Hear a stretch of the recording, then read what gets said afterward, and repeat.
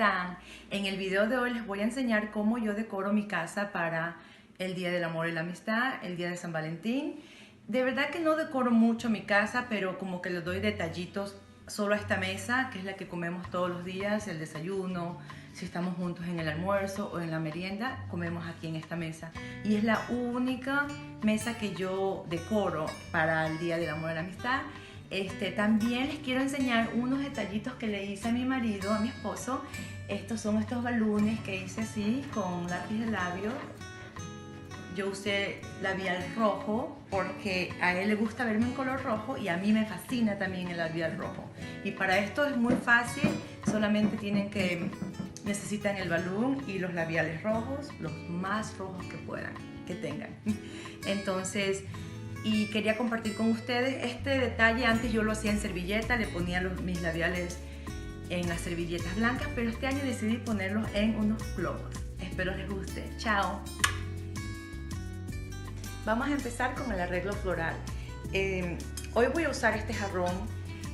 La verdad es que a mí no me gustan usar floreros para cuando hago mis arreglos florales. No me gustan los floreros mucho. Más me gusta usar los jarrones. ¿Se acuerdan en el video de Navidad? También usé un jarrón para hacer mi arreglo navideño. Y hoy voy a usar este otro jarrón que me gusta también. Este jarrón les cuento que tiene muchos años conmigo. La verdad es que ni me acuerdo cuántos años tiene conmigo, pero sé que es un jarrón viejito. Entonces, esto es lo que voy a arreglar. Voy a usar estas flores y vamos a ver cómo me quedan.